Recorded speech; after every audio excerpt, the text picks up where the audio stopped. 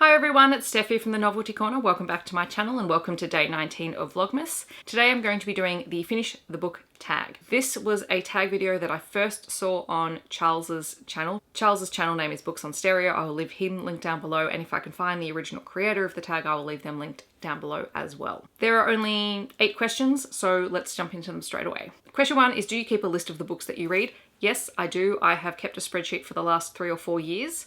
Most of the time I use Brock's spreadsheet. This year I had a go at creating my own, and you'll see that in a later video later this month. But I do have a digital reading spreadsheet that I keep on Google Drive. I've also started book journaling on my iPad, so I will hopefully be able to show you that as well a little bit later in the month. Question 2 is, if you record book stats, what sort of stats do you keep track of? I keep track of the title of the book, when I start and finish a book. I do things like author, year published, publishing house. This year I've started tracking genre and subgenre, as well as tropes or keywords for books as well, so that if I wanted to film a recommendation video, I can do a quick search for keywords. I do always have an area for diversity representation. I've also started a column in my newest spreadsheet with trigger warnings just for my own notes, so that if I go to recommend that to someone, I can let them know that, hey, this might be a thing that bothers you. But I've said before, I am really funny with trigger warnings. Not many things trigger me, so sometimes it's hard for me to recognize what could be a trigger for other people. So I'm trying to be more sensitive about that as well. And the last thing that I've started tracking is also readathons, and I have a section for what is the readathon name, but also what was the prompt that the book fit. Question 3 is, do you give star ratings? And if you do, what do you rate out of? And how do you come about this score?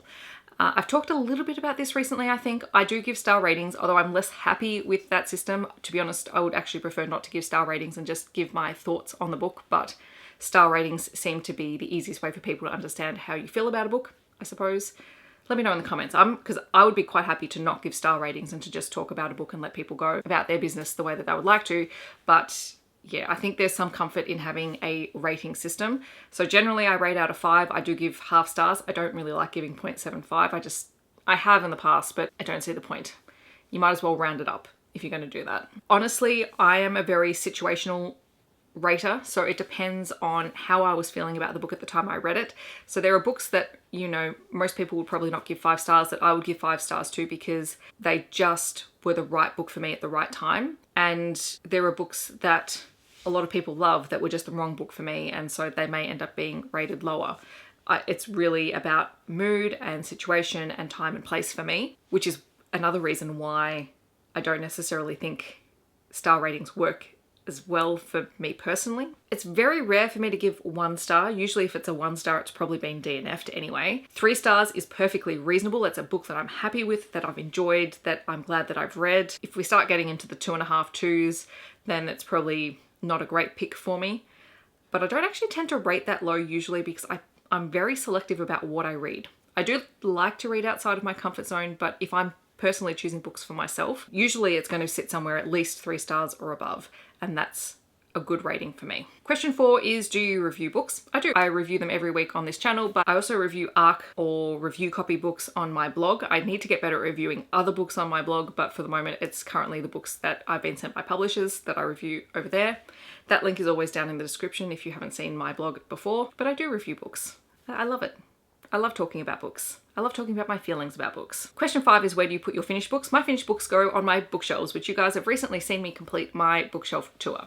So they all live on those shelves when they're done. Unless of course I didn't like them or I don't plan on keeping them, in which case I will either pass them on to friends who I know will enjoy them. I've got a group of friends who are readers who I know their tastes, so I know which books they'll probably like.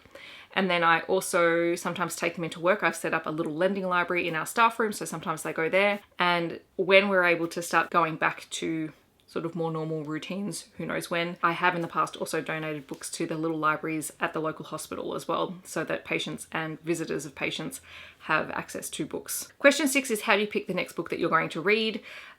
It depends. Mostly I am a mood reader, but I do also try and read books within 12 months of purchasing them. That's the point of my Book Haul Revisited series. So depending on what the month is looking like, I do try to prioritize those books so that they get read sooner rather than later. I also try to prioritize any review copies that I have to read by release date. Then I have my NetGalley review copies that I try and read as promptly as I can, although this year has been hard. Yeah, in between that, I'll mood read. And if I'm not feeling like something that I have to read, I will just pick up something that I know is going to make me happy and excited. Question 7 is, do you have any other rituals that you do when you finish a book? To be honest, I usually just sit there or lie there and sigh because the book is done. Beyond that, I do always take a photo and add it to my Instagram page. I do have saved stories that have all of the books that I've read over the last 12 months.